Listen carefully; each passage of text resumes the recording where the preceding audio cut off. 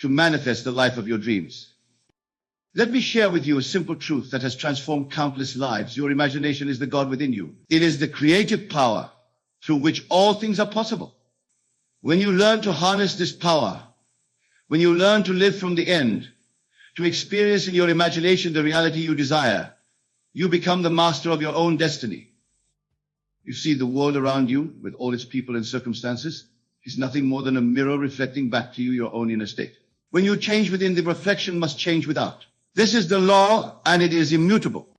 So when we speak of learning to survive alone, what we're really talking about is learning to tap into the infinite power within you.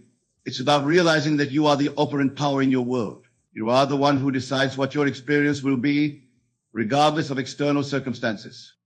Now, let's delve deeper into this concept of being alone. In the world of Caesar, being alone often carries negative connotations. We're told that humans are social creatures, that we need others to thrive. And while it's true that relationships and connections can enrich our lives, it's crucial to understand that true fulfillment, true peace, true power comes from within. When you learn to be comfortable in your own company, when you learn to rely on your own inner resources, you become invincible. No external circumstance can shake you because you know that you carry within you the power to change any situation, to create any reality you desire. This is what it means to truly survive alone. It means to stand firm in the knowledge of who you really are, a divine being, one with God, possessing infinite creative power. It means to live from that state of awareness, to operate in the world from that unshakable foundation. But how do we achieve this state? How do we come to this realization and begin to live from it? The answer, my friends, lies in the practice of what I call the law. This law is simple yet profound. Imagine the reality you desire, feel it as real, and it must come to pass in your external world. You see, your imagination is not some fanciful, idle daydreaming. It is the very workshop of creation. When you imagine, you are engaging the God within you.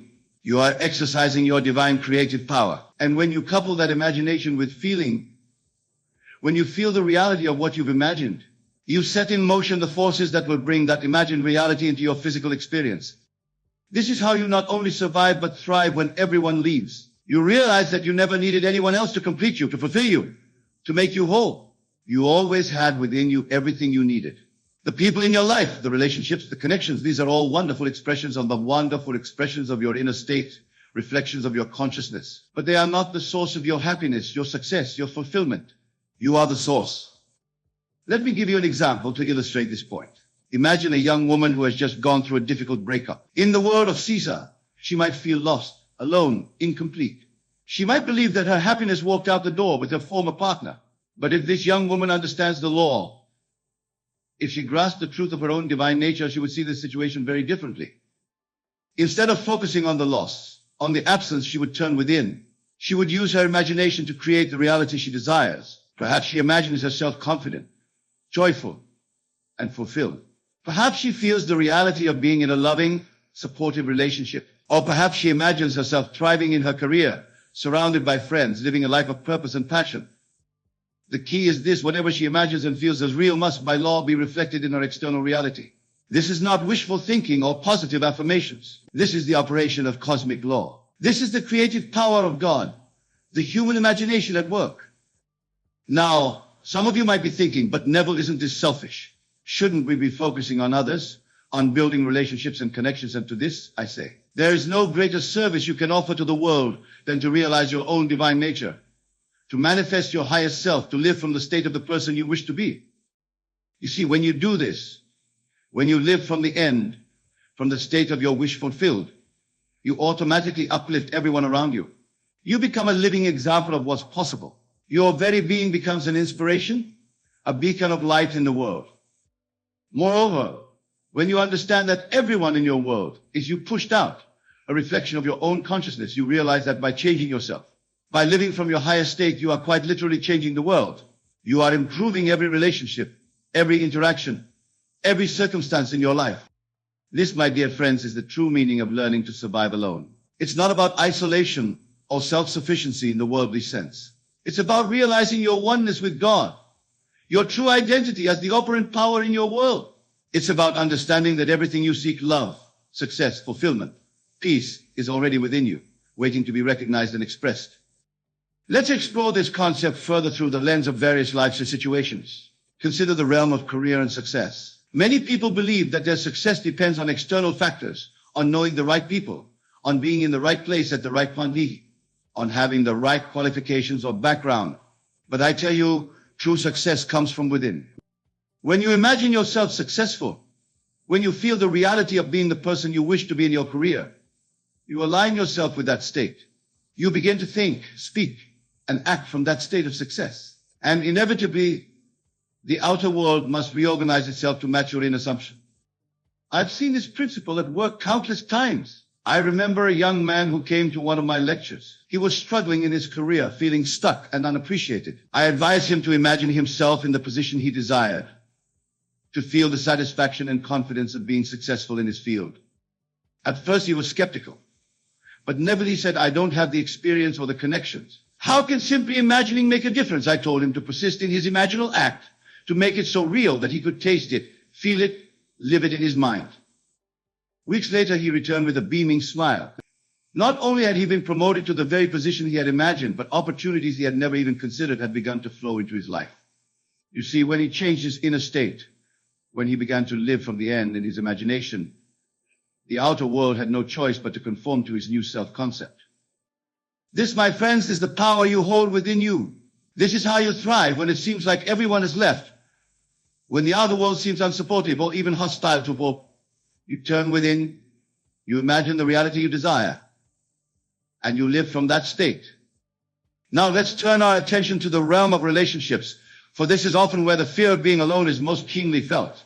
Many of you may have experienced the pain of loss, the ache of heartbreak, the fear of abandonment.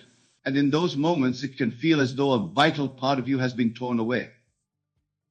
But I am here to remind you of a profound truth. No one can complete you because you are already complete. You are whole, perfect, and complete in your divine nature. The love you seek, the companionship you desire, these are all within you, waiting to be recognized and expressed. When you understand this, when you live from this truth, you free yourself from the desperate need for others to fill a perceived void in your life. You become magnetic, attracting into your life people and relationships that reflect your inner state of wholeness and love. Let me share with you the story of a dear friend who grasped this truth and transformed her life. She had been through a series of unfulfilling relationships, each ending in heartbreak and disappointment. She came to me feeling depleted, wondering if she was destined to be alone forever.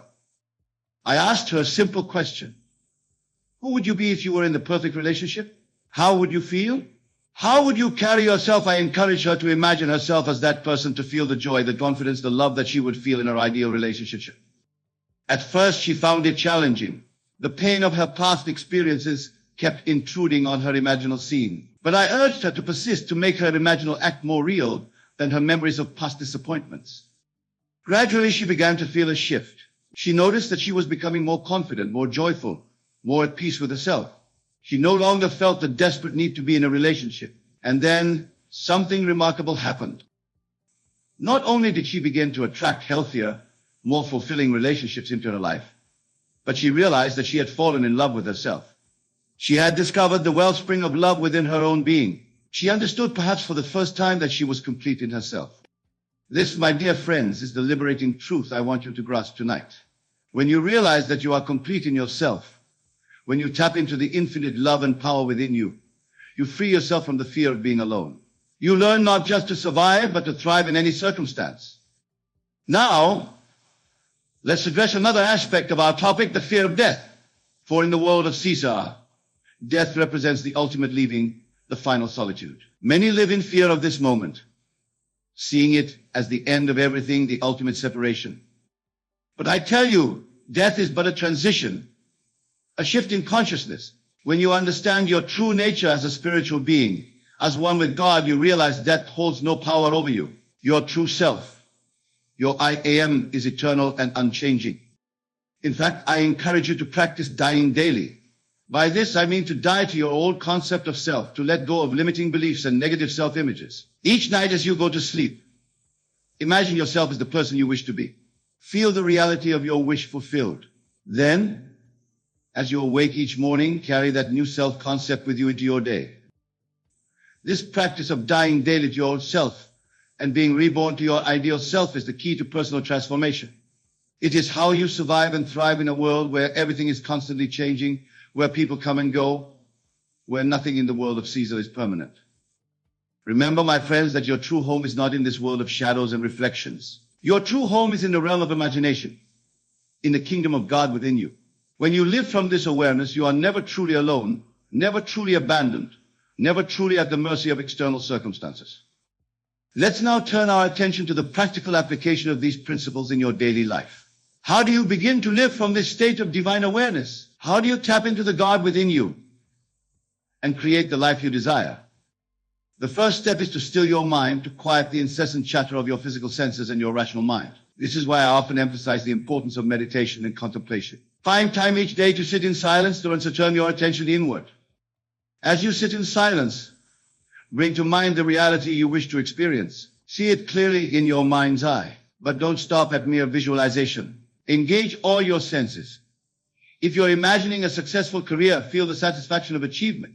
Hear the congratulations of your colleagues. Feel the weight of responsibility and the thrill of new challenges. If you're imagining a loving relationship, feel the warmth of your partner's embrace. Hear the words of love and support. Feel the deep sense of connection and understanding. Whatever you're imagining, make it as real and as vivid as possible. And here's the crucial part. Feel the feeling of your wish fulfilled.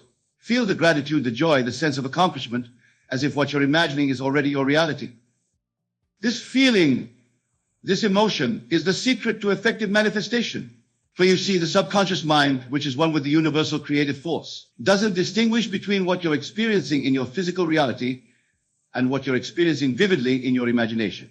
When you feel the reality of your imagined state, you impress that reality upon your subconscious mind, and it begins to work tirelessly to bring that reality into your physical experience.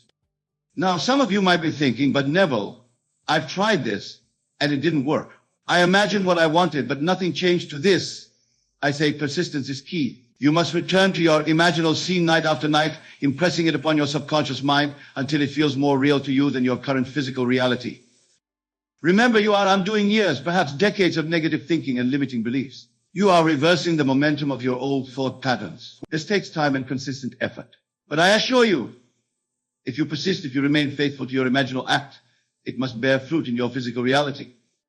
Moreover, you must learn to live from the state of your wish fulfilled. This means aligning your thoughts, words, and actions with the person you are imagining yourself to be. If you're imagining financial abundance, start treating yourself as if you are already wealthy. If you're imagining a loving relationship, start treating yourself and others with the love and respect you envision in your ideal relationship. This is what I mean when I speak of living from the end. You don't wait for your outer world to change before you change your inner state. You change your inner state, and your outer world must follow suit. Now let's address a common concern that arises when we speak of creating our own reality. Many worry, if I'm creating my reality, does that mean I'm to blame for all the negative things in my life? And to this I say, let go of the concepts of blame and fault. These are limiting beliefs that keep you trapped in a cycle of guilt and self-recrimination. Instead, embrace the empowering truth that if you can imagine it, you can create it. Your past thoughts and beliefs may have contributed to your current circumstances, but your future is determined by your present thoughts and beliefs. You have the power right now, in this very moment, to begin creating the life you desire. This understanding is particularly powerful when it comes to healing from past hurts and traumas. Many of you may have experienced abandonment, betrayal, or loss. These experiences can leave deep scars, making it difficult to trust, to open your heart, to believe in the possibility of love and connection. But I tell you, no matter what you've experienced in the past, you have the power to heal. You have the power to rewrite your story, to create a new narrative for your life. And it all begins in your imagination. Imagine yourself healed, whole, and complete. Feel the peace that comes with forgiveness, the joy that comes with self-love, the confidence that comes with knowing your own worth. Live from this state and watch as your outer world begins to reflect your inner healing. Remember, everyone who has ever hurt you, everyone who has ever left you, was simply playing a role in the story you were telling. As you change your story, as you revise your concept of self, the characters in your life will either change to match your new narrative or they will exit stage left, making room for new characters who align with your new self-concept. This is the true meaning of learning to survive alone. It's about recognizing that you are the author of your life story. You are the creator of your reality. You have within you everything you need to create the life you desire. Now, let's talk about the concept of revision, a powerful technique that can help you reshape your past and consequently your present and future. Revision is not about denying what happened, but about reinterpreting events in a way that empowers you in alliance with your desired reality. For instance, if you've experienced a painful breakup, instead of replaying the hurt and betrayal in your mind you have seen, imagine the relationship ending amicably with both parties wishing each other well. Feel the peace and closure that comes with this revised scenario. Or if you've lost a job, instead of dwelling on the feelings of rejection and failure, revise the scene. Imagine your former employer congratulating you on moving on to bigger, better opportunities. Feel the excitement and optimism of new beginnings. By revising past events in your imagination, you're not changing what physically happened, but you are changing your emotional response to those events. And since your emotional state is what creates your reality, this revision can have a profound impact on your present and future experiences. This practice of revision is particularly powerful when it comes to healing feelings of abandonment or betrayal. Instead of seeing yourself as a victim of others' actions, you begin to see yourself as the powerful creator of your own experience. You realize that no one can truly abandon you because you are never alone. You are always one with the divine, with the God within you. Now, I want to address something that many of you may be feeling as you hear these words. You might be thinking, Neville, this all sounds wonderful, but it feels selfish. Shouldn't we be focusing on helping others, on making the world a better place?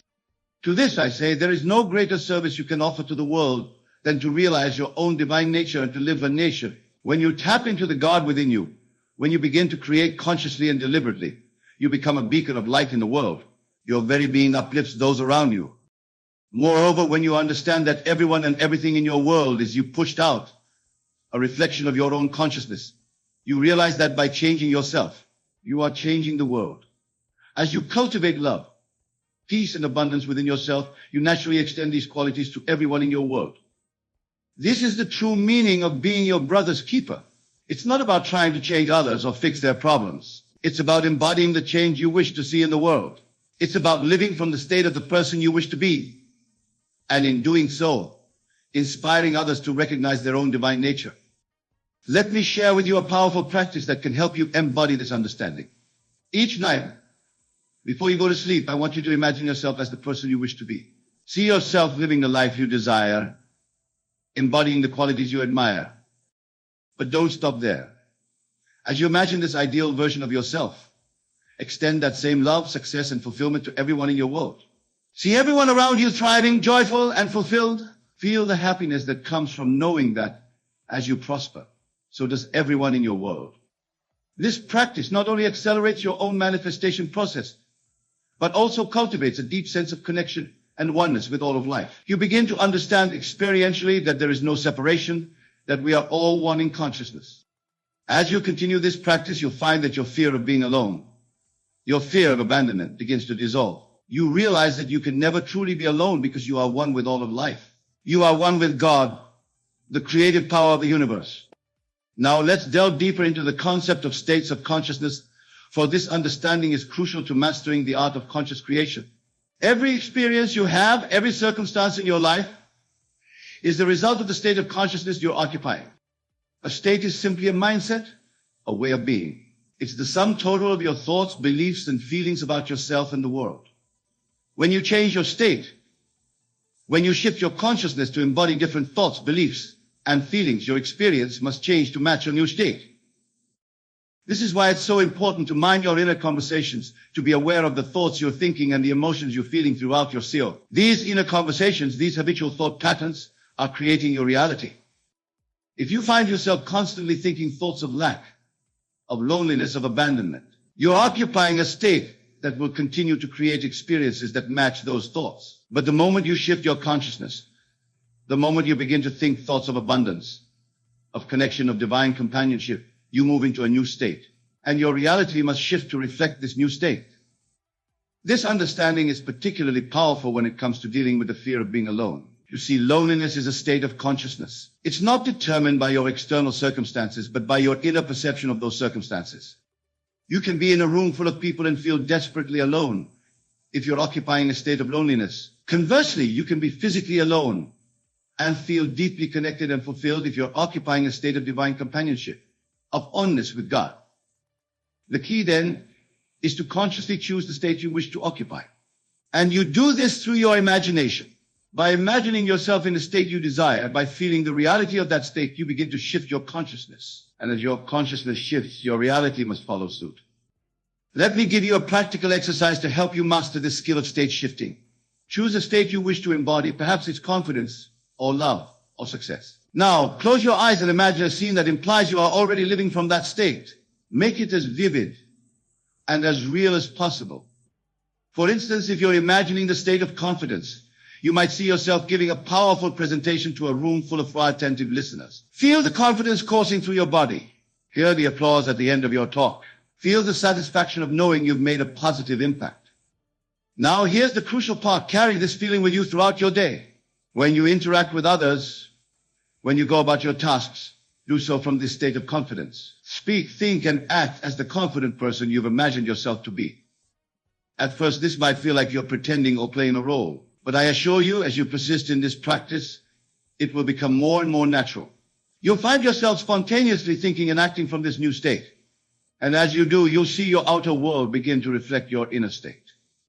This practice of consciously choosing and occupying states is the key to mastering your life experience. It's how you learn not just to survive, but to thrive, regardless of external circumstances. It's how you become the conscious creator of your reality. Now, I want to address a question that often arises when we discuss these principles. Many ask, Neville, if I can create my reality through my imagination, why do bad things stay? Why do I still experience loss and pain? To this I say, remember that you are in the process of awakening to your true nature as a divine creator. You are learning to use the power of your imagination consciously and deliberately. But for much of your life, you've been creating unconsciously, reacting to circumstances rather than consciously choosing your state. Moreover, you are surrounded by the thoughts and beliefs of others, by societal conditioning that often runs counter to these principles. It takes time and practice to overcome these influences and to consistently create from a place of conscious awareness. But here's the empowering truth. Even when challenging circumstances arise, you have the power to choose how you respond. You have the power to revise your experience, to find the gift in every situation, to use every experience as an opportunity for growth and expansion. This is what it means to be the operant power in your world. It doesn't mean that you'll never face challenges or that everything will always go smoothly. It means that you have the power to choose your response to every situation, to create meaning from every experience, to use every circumstance as a stepping stone to your desired reality. As we near the conclusion of our discussion, I want to leave you with a powerful reminder. You are never truly alone. The God within you, your own wonderful human imagination, is your constant companion, your unfailing friend, your source of infinite possibility. When you fully grasp this truth, when you live from this understanding, you free yourself from the fear of abandonment, from the anxiety of being alone. You realize that everything you seek, love, companionship, success, fulfillment, is already within you, waiting to be recognized and expressed. So, my dear friends, as you go forth from this place, I encourage you to practice living from the state of your wish fulfilled. Imagine the reality you desire. Feel it as real and persist in that feeling. Know that as you do this, you are engaging the creative power of the universe. You are activating the God within you. Remember, everyone lives in the world of Caesar, but in the world of spirit, in the kingdom of God within you, you are never alone. You are one with the source of all creation, one with the power that shapes universes. Embrace this truth. Live from this understanding. And watch as your world transforms to reflect the divine being that you truly are. Thank you, and may God bless you all.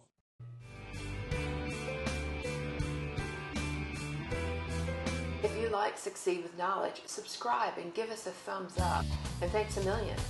Cheers.